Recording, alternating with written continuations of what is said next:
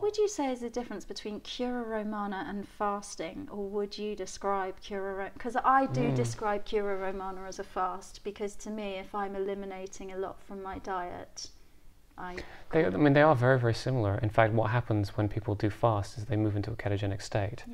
Yeah. And so I would have said that probably there are significant connections really between a fasting and Cura Romana. And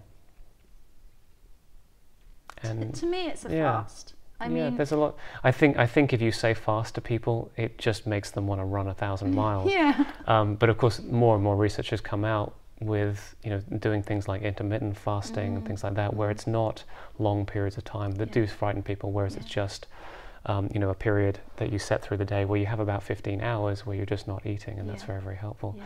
But if we also look at the majority of the religions around the world, all of them have some element of fasting as part of it, because fasting is so incredibly powerful to let the body get rid of what it has been carrying for a while, get rid of it, and to come back to a place that is in that aspect it is a spiritual connection, and it also is a deep connection to the earth. Absolutely. And that balance between the two is really where we want to be living. But we often we move too much into the head, or we move too much into the earth, or And I think that's why I call it a fast. I mean, I like to call it Cura Romana, but I will quite often say I'm doing a fast, and that's why, because the result of it is what a fast would be doing.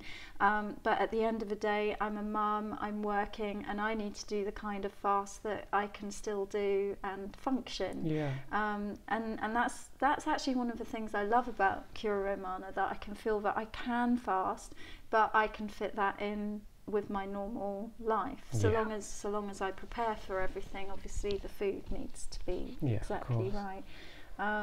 So yeah, it is kind of a fast, isn't it? It is. The only difference I would potentially say is that, again, some people, depending on the condition of their body perhaps, some people when they do fast are not able to tap into the inessential fat stores, so that they would, even on a fast, maybe running more on some of the essential fats as fuel.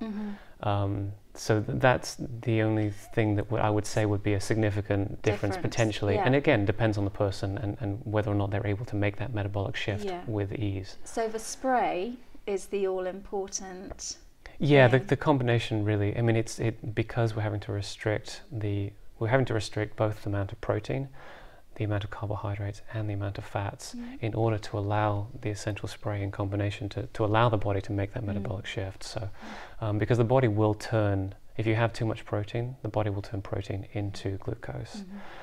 So that's why we have to have just 100 grams of protein.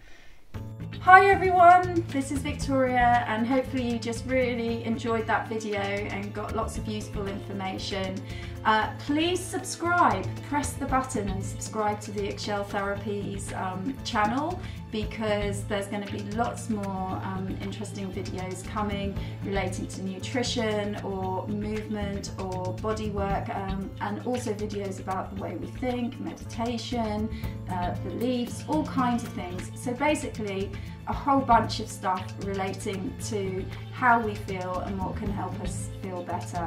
Also, please leave your comments if there's any more information that you would have liked to know about, or whatever the videos bring up for you. Please give me feedback, because it will give us more things to think about to make new videos for. So hopefully you'll subscribe, and then you'll automatically get the next videos when they come out.